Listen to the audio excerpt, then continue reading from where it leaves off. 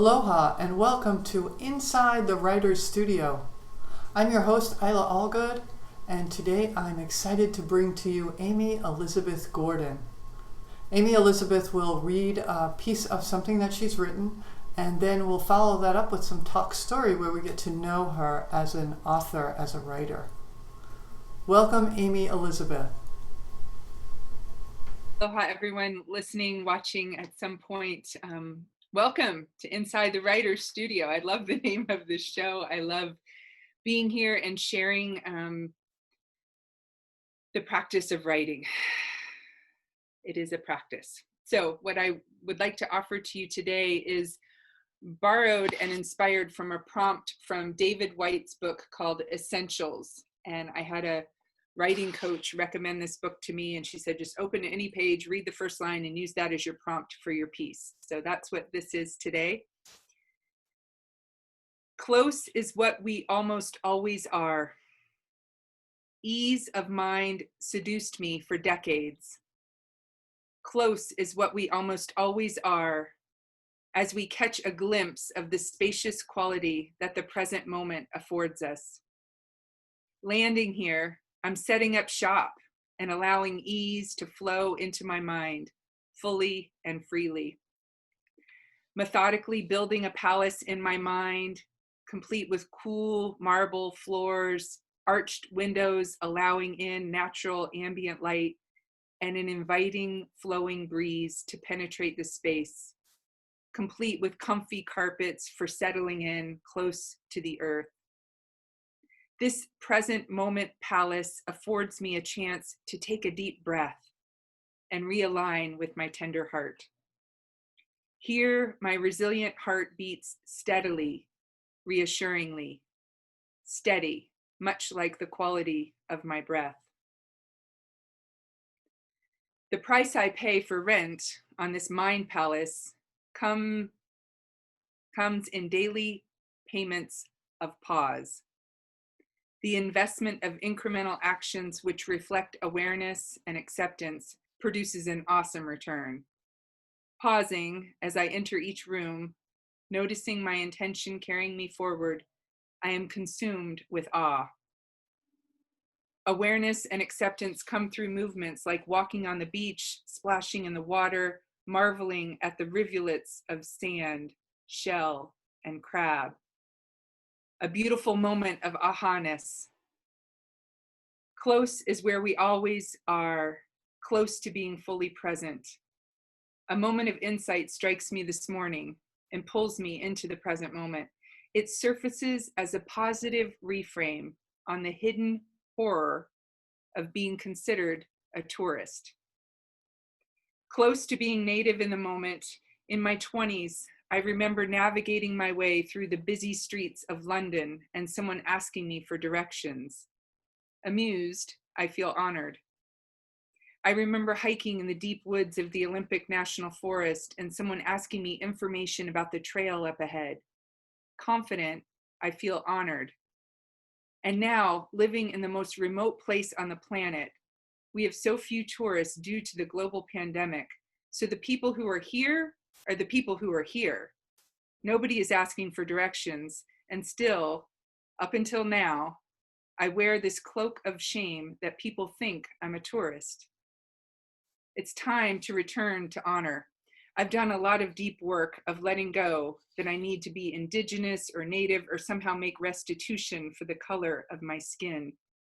I really have made peace with that as long as I promote the life ways that are in tune with nature, with compassion, with consideration for the greater whole. And so it is that the positive reframe came to me this morning as I share with my beloved a smile and a hearty laugh as we walk hand in hand along the beach on a Wednesday morning, no doubt, while our sons kick a soccer ball to and fro and we ambulate unencumbered. We carry no umbrella, no beach chair, no cooler. We are simply there to start our day right.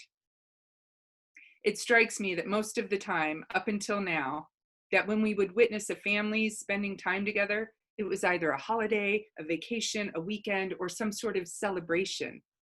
Now it is a daily thing. We are not tourists on this gorgeous beach, or to the beauty of the present moment. We are present. We honor the ocean, we honor the wind, we say good morning to the sun, and we relish in it. We rejoice in our good fortune, and we let in the joy. We relish in enjoyment, and we see the walk on the beach as the relish, as in the definition of relish, as a condiment eaten with plain food to add flavor. The walk on the beach is the relish to our ordinary plain food, our ordinary work of laundry, work, dirty dishes. We're always close to receiving the joy and the goodness. It's around us. In my palace of the present, now I find it, and I find it again. And in this moment, I find it again, and I celebrate it. And I don't worry what you think anymore, and I don't wonder about those who are less fortunate in this moment and how I should suffer the most in this moment because others can't enjoy it too. That's not what God wants me to do. God wants me to feel my feelings, fill my reservoirs, fuel my resourced being in this moment of relishment in order to be of maximum service. What if being of maximum service is really foundational to the well-being of the planet? What I mean to say is, what if being in the present moment, experiencing happiness, what if allowing joy is how we get to be of maximum service to others and thereby eliminate suffering? What if transformation is closer than we think? My palace of the present moment has plentiful space for you and for me. Consider this your invitation. We each have our separate wings in this palace and our shared common space in the middle, in the space between, in the tender heart. This tender heart, which is so beautiful, so indigenous to itself. Maybe we can break bread together and then clean up our mess, all the while letting in the good, receiving the joy around us, feeling the breeze and the cool marble under our feet, breathing in the pulsating palace of the present moment. It's closer than you think. Thank you. You can unmute because we're going to chit chat now. There you go. Right. I'm like, oh. It's like, oh my God, what button do I press? Thank you for sharing that. That was very, I found it inspiring, and it brought forth some thoughts to myself about being in the present moment more, and looking at that through the lens that we're living right now, right? When were you inspired to write this piece? So I wrote this piece yesterday morning. Today's Thursday. I wrote that Wednesday morning. So it was yesterday. It was a day when we woke up thinking, okay, the boys are going back to school on August 10th and things are rolling. And then today there was another contraction of that might not happen, stay at home, be with your family only. And so kind of riding this pandemic time of expansion and contraction. And that was yesterday morning when my husband woke me up and said, let's get to the beach before work. And I was thrilled. I mean, it's right down the road, 20 minutes away. And I forget that it's there. And the reminder of it and the aha moment really did come yesterday, because I grew up in Orlando, Florida, the land of tourism, the land of, yeah. Like, and tourists having, this very interesting relationship with, people need them, but they don't like them. And I just really have thought about that, of course, in the metaphorical way, because that's the lens through which I see things. Like, am I a tourist to my own life? Am I indigenous to my own heart? How can I enjoy this present moment and not let it not be as meaningful, because there's so much suffering going on out here. So I don't know if it all came across in the writing, but these are kind of some new neural pathways that I'm cruising down. Like, what if allowing this present moment to be enough? What if enjoying this moment is a way to really get filled up so that I can be of service? I hope that's making sense. A lot of that did come through in your piece, and I want to ask you, what's your favorite aspect of writing? When you were writing this piece, you were inspired by a prompt, and then it goes where is it you want it to go? Like, did you have an idea, or do you just allow something to flow? What happens? Yeah, it's total flow. It kind of takes over. And what I love is when I have a prompt, I can just go. And I've shared this with you before, but I'll share with our audience today. I have a little app on my phone called Morning Pages, and I just click it open. There's this beautiful, simple plus sign, click, and then I hit the microphone button and I talk into it. So I'm not even like writing. I used to think I needed to write with my pen to the paper to access my heart. And then I would try typing and I'd say, okay, I'm using both hemispheres of my brain. I can type it in, but there's something really powerful. I mean, this is definitely my voice. It's unedited. I've gone through it a couple of times, but even as I was reading, I was like, oh, this is new. This has not been reworked very much. And it got a little preachy there towards the end where I don't have many pauses and I kind of get rolling. And my process is to let the words kind of flow through me, and then take what I can use and leave the rest, and then read it and offer it and invite others to take what they can use and leave the rest. So I didn't know where I was going with the writing. That's the short answer to your question.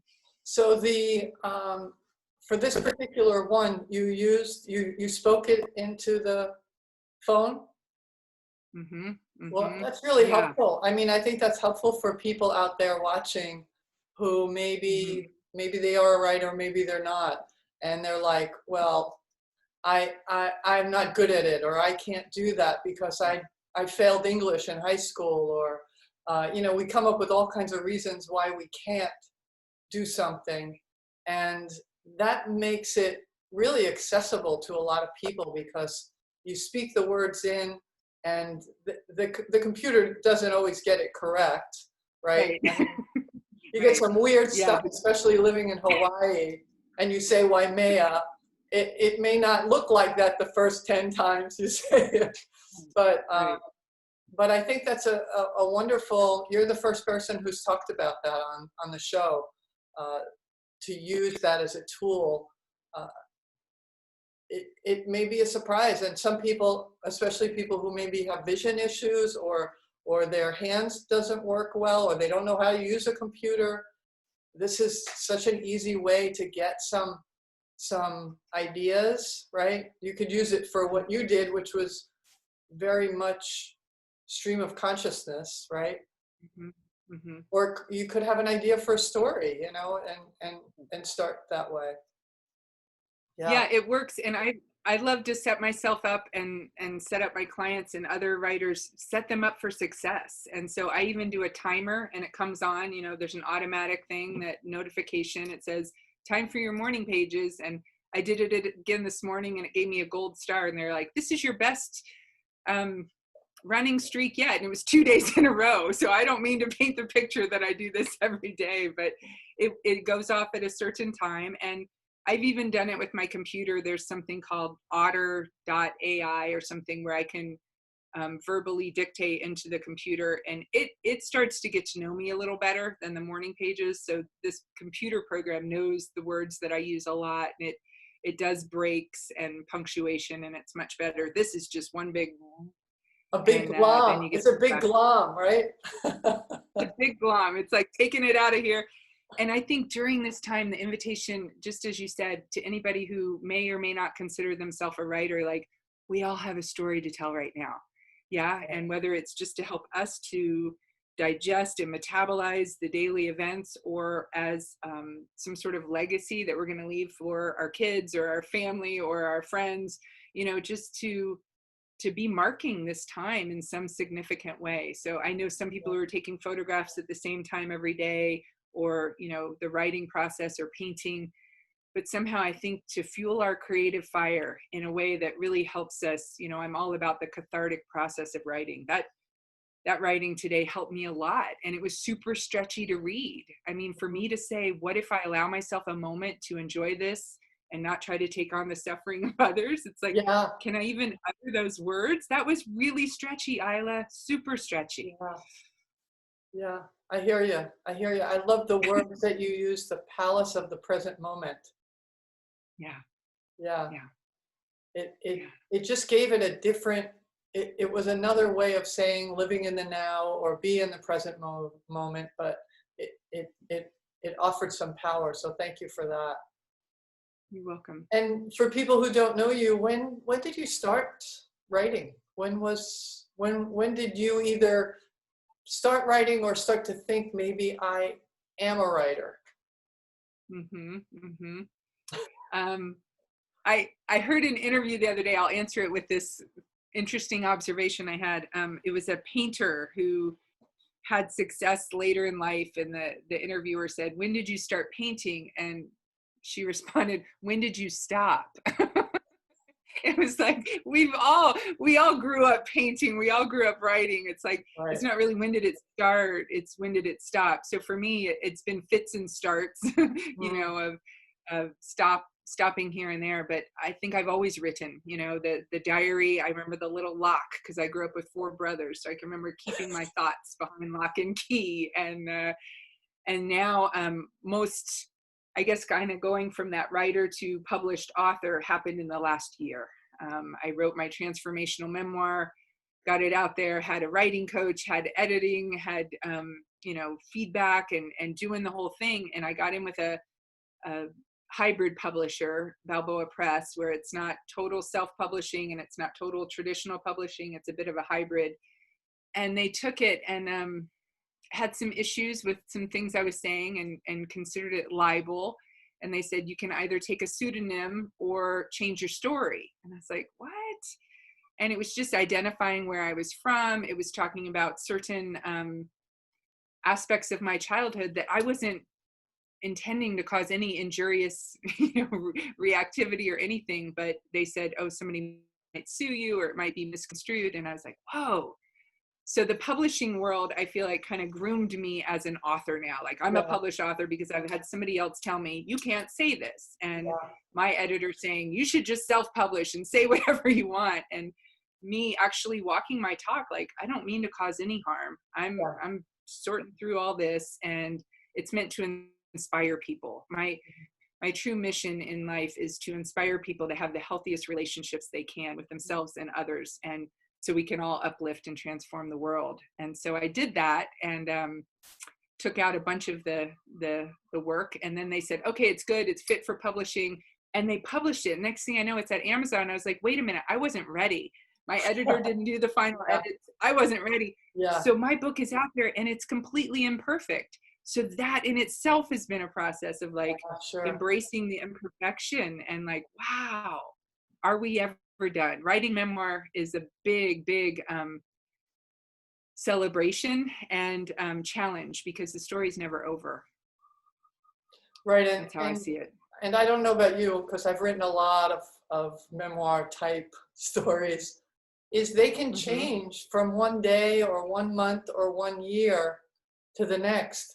And sometimes it's based on my state of mind, my attitude, my memory, what I think I remember, and then someone tells me something and reminds me of something else. So it isn't just doesn't fit into the box, really. It can be written many ways. What's the name of your book? My book is called Moonshot. I have a copy of her I can hold up. Moonshot, Aim High, Die Deep, and Live an Extraordinary Life.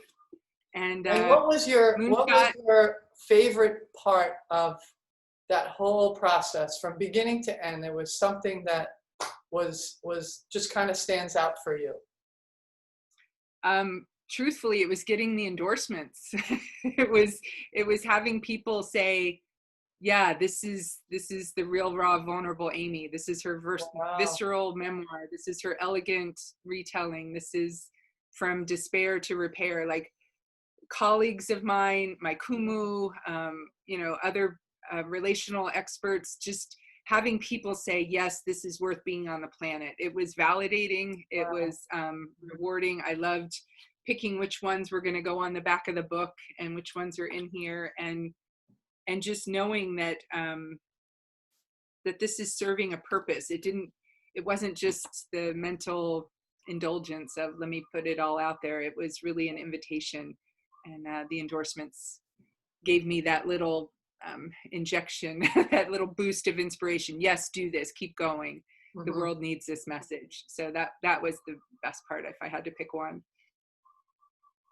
Well, thank you, thank you, thank you for being here today and sharing your piece that you wrote and a bit about your process as an author.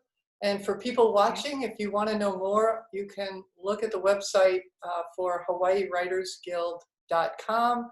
And there's also a Facebook page, Hawaii Writers Guild. So until next time, aloha. Aloha. Thank you, Isla. You're welcome.